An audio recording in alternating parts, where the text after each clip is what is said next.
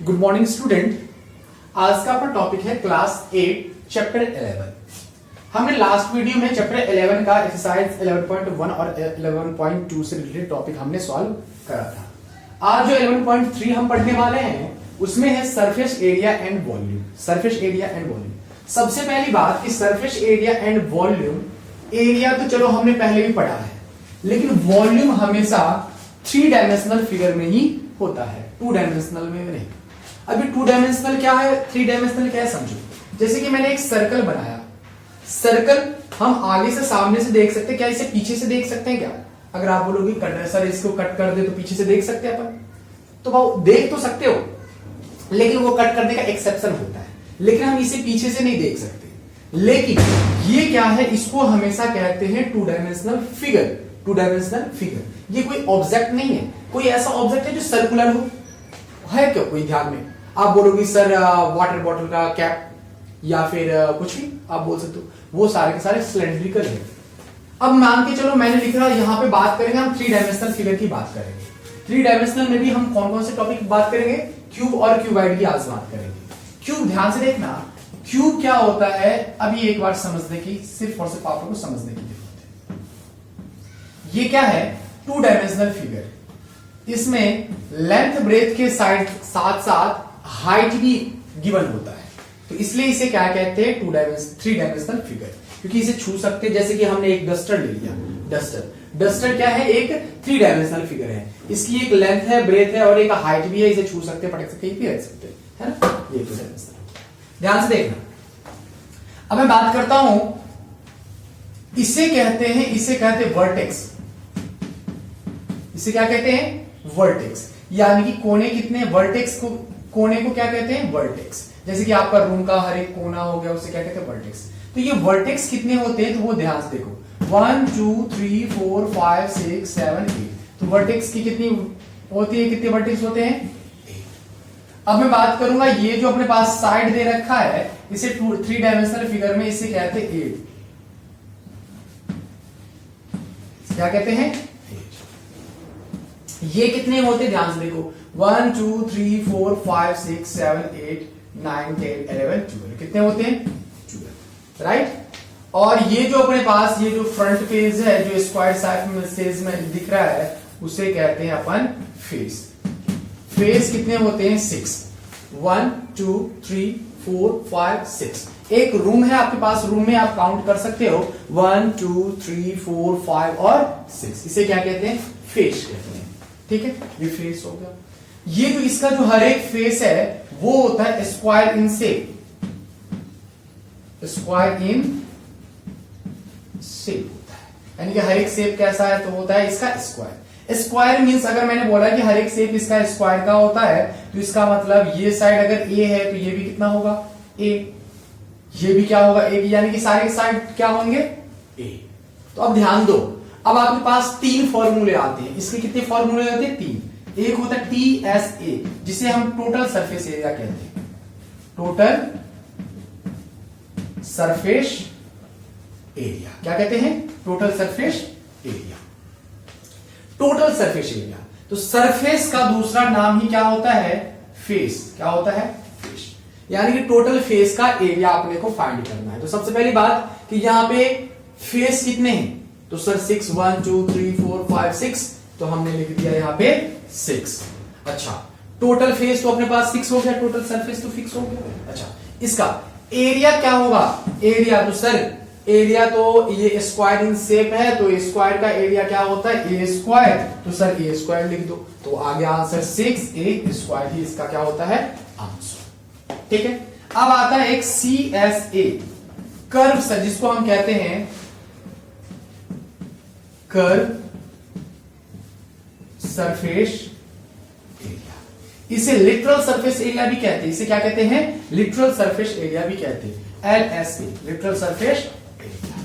Literal surface area, curve surface area में ध्यान रखना कि ऊपर और नीचे वाले फेस को काउंट नहीं करते हैं। तो बताओ कितने फेस बच गए? 1 2 3 4। सारे फेस कैसे होते हैं? इक्वल। तो इक्वल के लिए हम क्या करेंगे, यहां पे लिखेंगे 4 मल्टीप्लाई एरिया कितना होता है? A स्क्वायर, ठीक है। अच्छा, अब ये भी हो गया आपका, हो गया 4a स्क्वायर। अब हम बात करते किसकी बात करते हैं, वॉल्यूम की।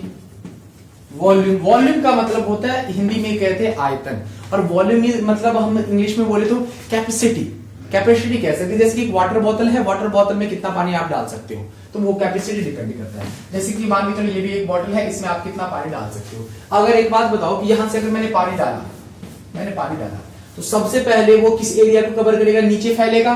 तो नीचे फैलेगा तो मैं इसको क्या लिख सकता हूं, a मल्टीप्लाई a, या फिर हम कह सकते हैं इसको a स्क्वायर। क्या कह सकते हैं, a स्क्वायर, राइट। अगर मैं पानी नीचे डाल रहा हूं और वो कहां तक भरेगा, यहां तक भरेगा, इसको किससे मल्टीप्लाई कर देंगे, a से, क्योंकि इसके भी वैल्यू क्या है, सेम है, तो a यानी कि a क्यूब। इसका आंसर क्या हो जाएगा, a क्यूब। ठीक है, अब ध्यान दो, ये बस एरिया बस इतना ही फाइंड करना था, अपने पास हो गया। अब हम बात करते हैं क्यूबॉइड की बात करते हैं। क्यूबॉइड का हर एक फेस जो होता है वो कैसा होता है, rectangle in shape, rectangle in shape. इसमें एक इंपॉर्टेंट बात याद रखना, इसमें भी वर्टेक्स कितने होते हैं, वर्टेक्स होते हैं 8, एज कितना होता है 12, और फेस कितना होता है, फेस कितना होता है 6। ठीक है, सेम वही रेक्टेंगल इन शेप होता है, रेक्टेंगल इन शेप। अच्छा, अब ध्यान दो, सेम वही बात है। अब हम यहां पे बात करेंगे, लेकिन एक बात इंपॉर्टेंट बात याद रखना, ये जो साइड है इसे हम L से डिनोट करते हैं। किससे डिनोट करते हैं, L से। और ये जो लाइन अपने पास गया हुआ है इसे हम B से डिनोट करते हैं। किससे डिनोट करते हैं, B से। और ये जो स्टैंड अप वर्टिकल लाइन है इसे हम किससे डिनोट करते हैं, L से। बस इतना बात याद रखना। बच्चे क्या करते हैं, इसको L और इसको B और इसको H डिनोट करके आ जाते हैं, लेकिन नहीं, इसको L, B और H याद रखना। अब यहां पे भी होता है टोटल सरफेस एरिया।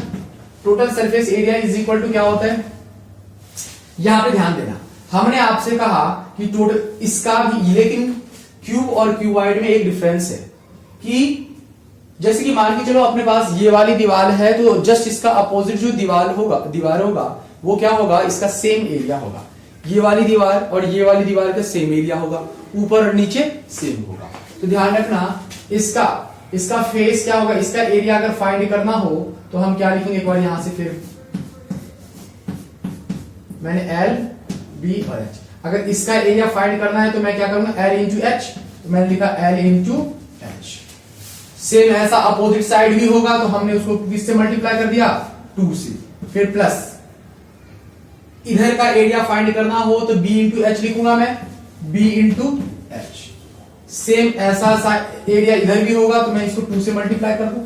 अच्छा, प्लस अगर मुझे नीचे क्या लिखा हुआ L और ये वाला क्या है B, तो मैंने लिख दिया L इंटू B। और सेम ऐसा ऊपर भी होगा, तो हाँ होगा, तो मैंने लिख दिया। अच्छा, लेकिन ऐसा ये सभी को ऐड कर देंगे तो ये टोटल सरफेस एरिया आ जाएगा।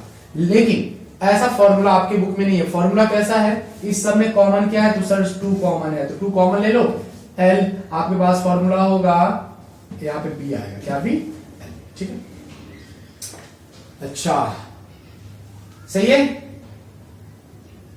अब हमने सबसे पहले निकाला LH, ठीक है, LH 1 मिनट, इसका एरिया हमने LH निकाला, सही है, BH सही है। फिर अपने पास LB, यहाँ पे हमने क्या निकाला है, LB के ऊपर नीचे क्या है, LB, तो इसका एरिया आप लिख सकते हो LH plus BH plus LH।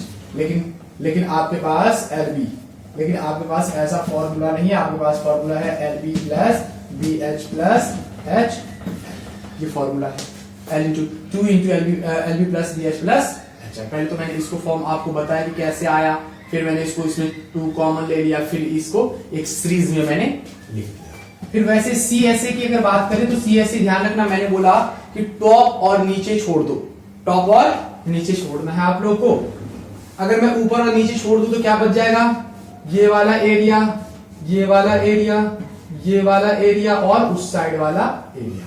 तो इसका एरिया अगर मैं फाइंड करूं तो क्या लिखूंगा, L इंटू H। इसका एरिया फाइंड करना हो तो L इंटू H, बस इसको 2 से मल्टीप्लाई करेंगे, पीछे भी वही है। फिर इसको इससे मल्टीप्लाई करूंगा, प्लस इसका एरिया फाइंड करना है तो क्या लिखूंगा, B इंटू H, और इसको भी 2 से मल्टीप्लाई कर दूंगा। ध्यान से देखना, सिंपल सी बात है कि अपने को कर्व का मतलब होता है चारों तरफ वाला, ऊपर और नीचे छोड़ के, तो मैंने वही करा है। सबसे पहले मैंने इसमें से कॉमन ले लिया, कॉमन क्या आ जाएगा, 2 यहाँ पे भी है और H भी कॉमन है, तो मैं लिख सकता हूं 2 इंटू H एल प्लस, और आपके बुक में आंसर है, फॉर्मूला है 2 into L B into H. ठीक है, और मैं बात करूंगा वॉल्यूम की। वॉल्यूम इज इक्वल टू, मैंने सिंपल सी बात है कि अगर यहाँ इसमें पानी डालूंगा तो पानी डालने के लिए सबसे पहले ये एरिया कवर होगा। ये एरिया कैसा है, एल इंटू बी, तो मैंने लिखा एल इंटू बी, और ये कहां तक बढ़ेगा, एस तक बढ़ेगा, तो मैंने लिख दिया एच। तो फॉर्मूला हो गया L into B into H. Answer. इसका यूनिट का एरिया यूनिट स्क्वायर होता है, यूनिट स्क्वायर, इसका भी यूनिट होता है यूनिट स्क्वायर, और इसका होता है यूनिट क्यूब। सेम ऐसा यहाँ पे भी होता है, एरिया में स्क्वायर लगाना है और यहाँ पे क्यूब लगाना है।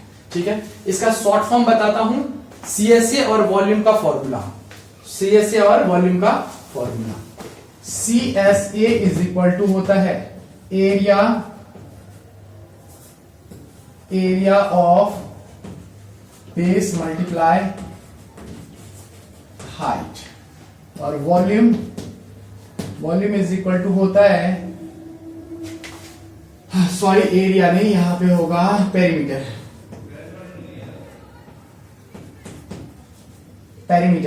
ऑफ बेस इनटू हाइट, और यहां पे होगा area of base multiply height. ठीक है, अब इससे रिलेटेड क्वेश्चन जितने भी आप सारे के सारे कर सकते हो। आज के टॉपिक अपना यही था, क्यूब और क्यूबाइड ही हमने। ठीक है, कल नेक्स्ट अपन सिलेंडर पढ़ेंगे।